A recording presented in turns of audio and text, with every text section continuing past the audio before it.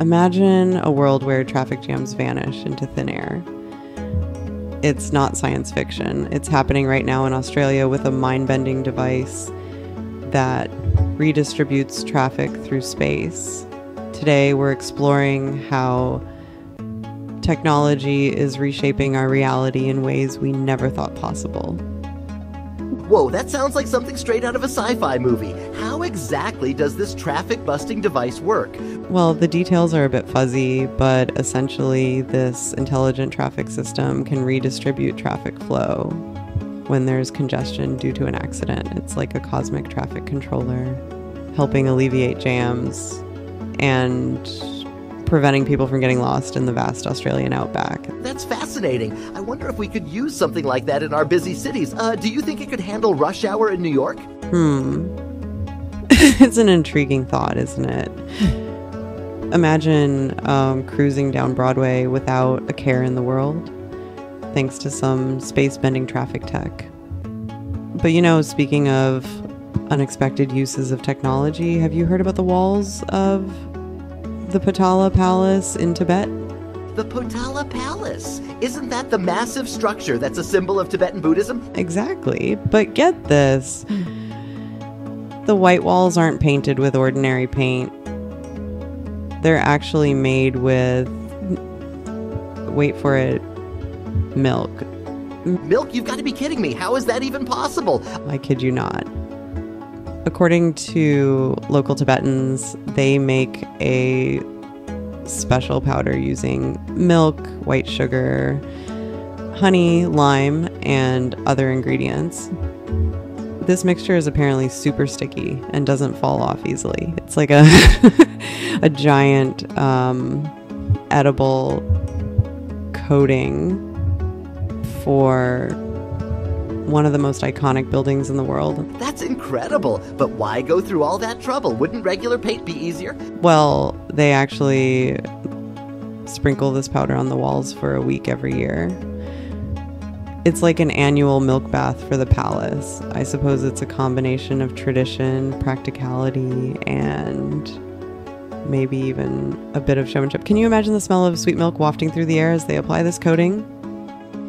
Oh, wow, that must be quite a sight. And smell, it's amazing how these ancient practices persist in our modern world. Speaking of which, I heard you came across some interesting health tips recently?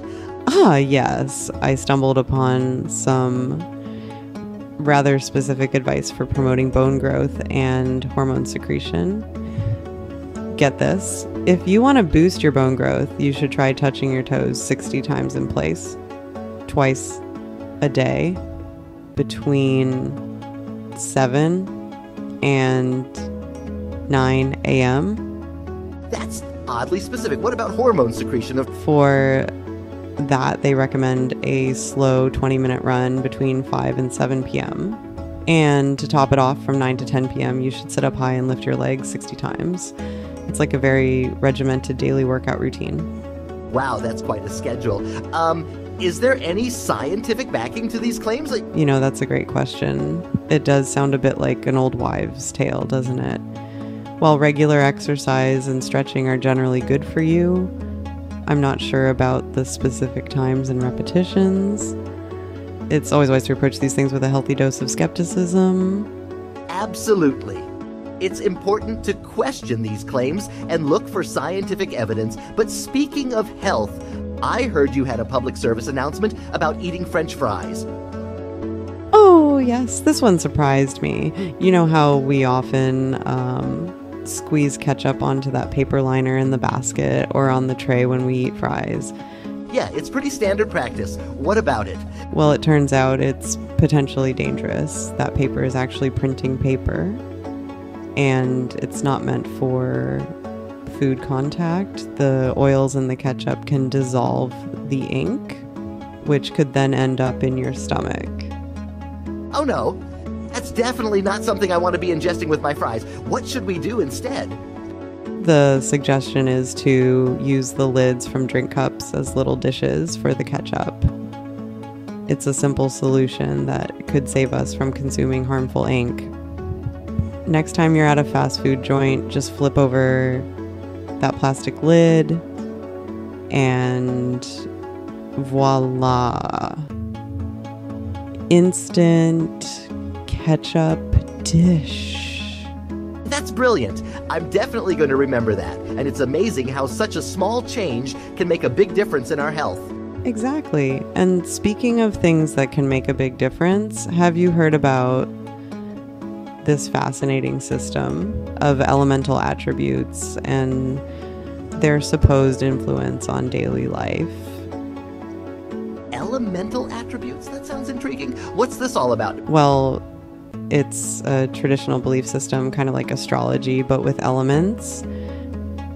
For instance, today's elemental attribute is supposedly the gold of destruction. According to this system, the elemental attribute of the month generates the attribute of the day.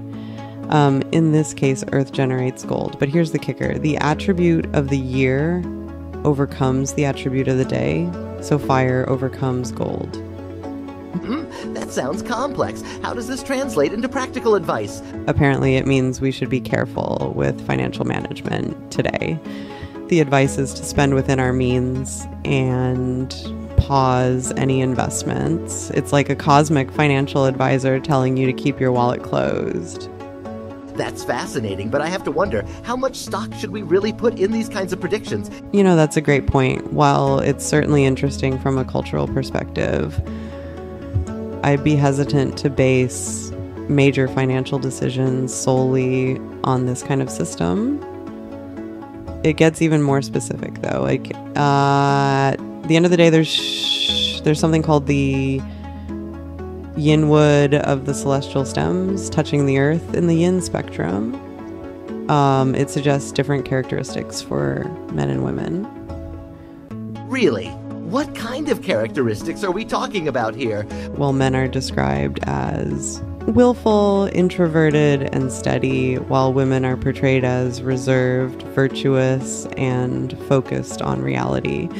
The system even suggests that today men overcome women, whatever that means. That sounds a bit outdated, to say the least.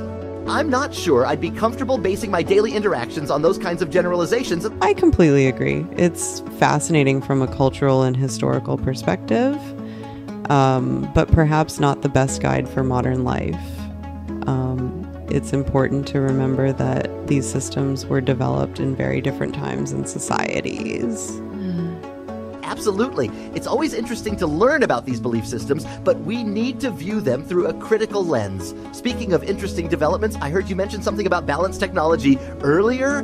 Oh yes, this is quite fascinating. There's this amazing balance technology that's being used in various terrains.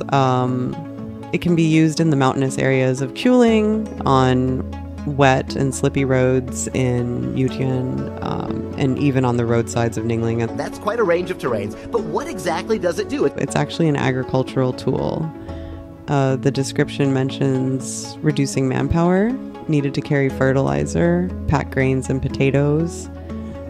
So it's not just about maintaining balance, but about making agricultural work easier and more efficient. Oh, I see. That could be incredibly useful in rural areas, especially in challenging terrains. Exactly. It's amazing how technology can be adapted to solve specific regional problems. Imagine being a farmer in a mountainous area, struggling to transport your produce. A device like this could be a game changer. You know, it really could make a huge difference in people's lives. It's easy to forget how much innovation goes into agriculture and rural development. Absolutely. And it's not just about increasing productivity. These kinds of innovations can also help reduce the physical toll on farmers and agricultural workers. It's a win-win situation. That's a great point. It's not just about the crops, but about the people who grow them too. You know, looking back at everything we've discussed today, it's striking how many unexpected innovations and beliefs exist in the world. From traffic-solving devices in Australia to milk-based wall coatings in Tibet, and from ancient elemental beliefs to modern agricultural tools, there's no shortage of fascinating ideas out there. You're absolutely right. It just goes to show that human ingenuity and cultural diversity continue to surprise and inspire us. Indeed. Whether it's finding new ways to manage traffic, preserve ancient buildings, or simply eat our French fries more safely, there's always something new to learn. It's what makes our world so endlessly fascinating. Couldn't agree more. And that's what makes shows like ours so much fun. We get to explore these quirky, sometimes baffling, but always interesting aspects of our world. Well said. And on that note, I think it's time we wrap up today's episode. To our listeners, remember, always question, always wonder, and never stop exploring the fascinating world around you. Whether it's a new piece of technology, like an ancient tradition, or just a better way to enjoy your fast food, there's always something new to discover. And maybe think twice before squeezing that ketchup onto paper. Until next time, signing off. Thanks for listening, everyone. Stay curious, stay open-minded, and we'll see you next time for more mind-bending facts and fascinating discussions.